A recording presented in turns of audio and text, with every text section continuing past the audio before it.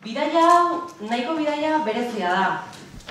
Gipuzkoan eginak izeneko ikusentzunezko aurkeztu zuen ostegunean Gipuzkoako Foru Aldundiak topiken. Proiektu honen helburua industriaren iragana, oraina eta etorkizuna azaltzea da. Dokumentalaren protagonista Naiara Imaz Tolosarra da. Ingenieritza mekaniko ikasten ari den gaztea. Berak erakusten du Tolosako enpresa ehunaren historia eta etorkizunerako dituen desafioak. Horretarako 3 adibide azaltzen dira ikusentzunezkoan. Panelfisa, Boina Selosegi eta Cadinos enpresak.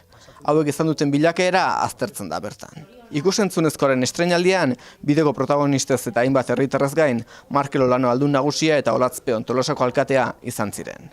Industriak Tolosan izan duen garrantzia azpimarratu zuten. Funtsezkoa da herriz herri eta bailaraz bailara rebindikazio bat egitea, ez hor dagoen enpresa sarea, industriaren historia guztiarena eta baita ere gaur egungo realitatearena.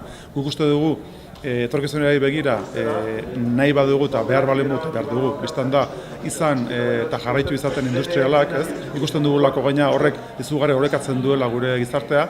Horretarako balioan ipini behar dugula orain arte egin dena eta orain egiten ari garena.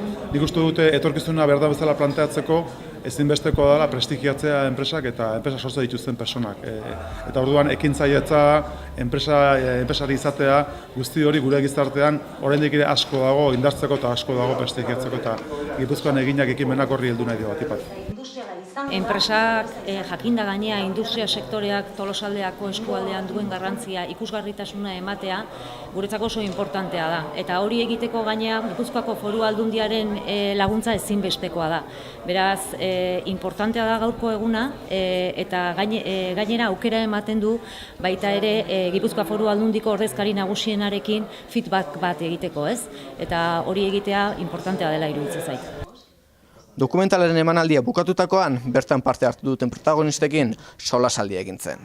Dokumentalaren emaitza aztertzeaz gain, norbere ikuspegitik Tolosako industria nola ikusten duten hausnartzeko baliatu zuten solasaldia. Mundu hobea, aberatsagoa, zuzenagoa eta eskuzabalagoa egiteko gaitasuna dute.